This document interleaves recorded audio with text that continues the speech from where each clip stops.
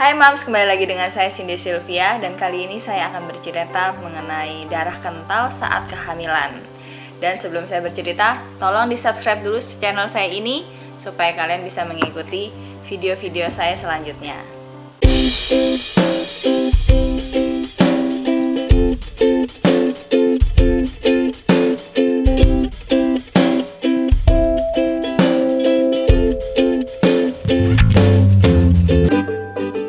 Nah, di tangan saya ini adalah suntikan-suntikan. Ini suntikan apa sih? Ini suntikan pengencer darah. Nah, sebenarnya awalnya saya itu pas saya tahu hamil, si dokter langsung memberikan saya pengencer darah berupa tablet karena saya sudah punya riwayat keguguran di awal kehamilan yang kemarin. Nah, jadi sebenarnya belum tahu sih sebenarnya saya itu darah kental apa nggak darah kental. Tapi untuk antisipasi dokter kasih saya obat pengencer darah dulu. Nah, baru kemudian saya cek darah dan ternyata benar ada pengentalan darah. Kalau nanya dokter kenapa ada pengentalan darah, kok bisa gitu loh. Nah, itu sebenarnya ada dua, itu genetik atau memang bawaan hamil. Orang bilang bawaan hamil tuh ya begitu. Jadi katanya ketika si sperma suami masuk, darahnya saya itu otomatis kayak membentuk gumpalan menjadi darah kental gitu. Nah, sebenarnya bahaya darah kental itu apa sih? Kenapa harus diencerin sih? Nah, darah kental itu baby kalau makan nutrisi dari kita itu kan lewat darah. Nah, kalau darah kita kental artinya nutrisi dan oksigen itu jalannya itu jadi mampet, jadi kurang lancar. Kalau kurang lancar otomatis si baby juga perkembangannya jadi kurang lancar. Seharusnya berat badannya sudah sekian, akhirnya karena makannya cuma sedikit padahal saya makannya banyak, tapi ngalir ke babynya itu sedikit. Jadinya babynya beratnya kurang maksimal. Oksigennya juga kurang maksimal dan ternyata pengaruh juga ke air ketuban. Jadi kalau air ketuban itu kan tempatnya si baby bisa bergerak di dalam kandungan. Nah, kalau air ketubannya sedikit si baby tuh jadi nggak bisa gerak gitu loh. Kalau nggak bisa gerak jadinya dia juga nggak bisa berkembang gitu. Maka itu jadi kalau pertamanya saya dikasih obat tablet sampai bulan keempat, kemudian saya USG 4D, ternyata hasilnya darah saya semakin mengental dan kurang bagus. Si beratnya baby juga kurang bagus perkembangannya gitu. Akhirnya diputuskanlah oleh dokter saya diberikan suntikan pengencer darah ini. Karena ini kayaknya udah jalan satu-satunya untuk mengencerkan darah. Tergantung dari kondisi masing-masing ibu ya. Ada yang lewat tablet doang juga udah mempan, artinya darah dia nggak kental-kental banget gitu loh, ada kental sedikit gitu. Nah, kalau saya jadi nyuntikin ini dari bulan keempat sampai saya melahirkan. Nah, awalnya ini saya dikasih suntikan 3 hari sekali, dicoba seminggu 2 minggu, kemudian ternyata masih kurang. Air ketubannya juga makin sedikit, bukannya makin banyak. Jadinya akhirnya dinaikin jadi 2 hari sekali, masih kurang juga, dinaikin jadi 1 minggu 5 kali suntik. Ya, jadi 1 minggu itu ada 2 hari libur suntik tuh.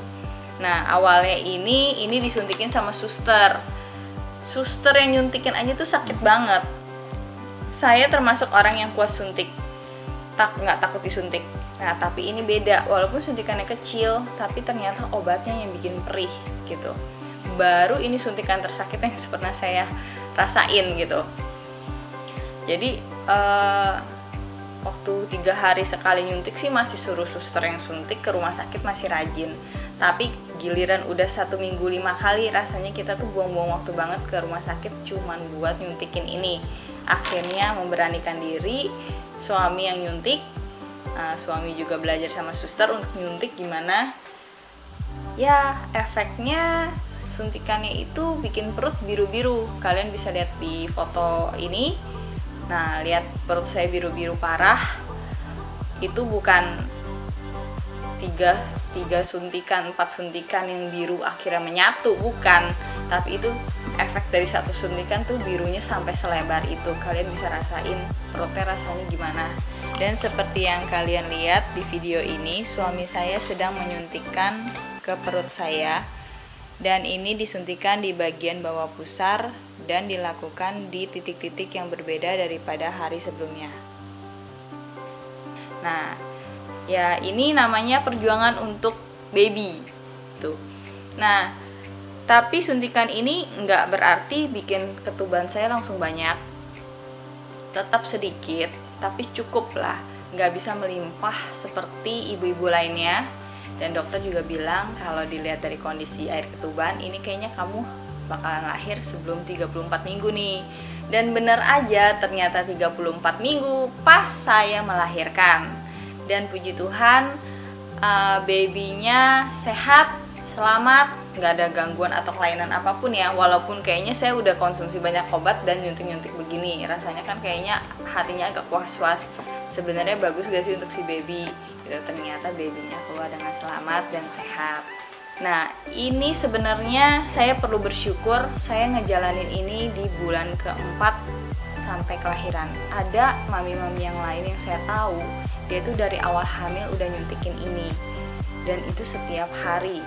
Jadi kalian bisa bayangin 9 bulan dia harus suntik, dan ini harganya nggak murah. Ini satu box ini isinya 2, satu suntikan 300.000 lebih. Berarti 2 box ini 600.000 lebih. Ya kalian bisa bayangin berbulan-bulan nyuntikin ini dan dana yang harus dihabiskan. Tapi ya itu jalan satu-satunya, namanya pengen punya baby ya begitu. Nah, ini informasinya mungkin masih banyak yang belum tahu tentang darah kental ini, dan bisa juga jadi salah satu faktor keguguran saya yang kemarin itu, karena kita nggak tahu kalau ternyata waktu itu darah kental gitu loh. Dan semoga video ini bermanfaat untuk kalian, dan kalau kalian masih punya pertanyaan yang mungkin nggak jelas, kalian boleh komen di bawah ini, dan kalian juga boleh berbagi pengalaman kalian di bawah ini. Jangan lupa subscribe, like, dan share video ini, dan juga follow Instagram saya di Cindy_Sylvia. Thank you, bye-bye.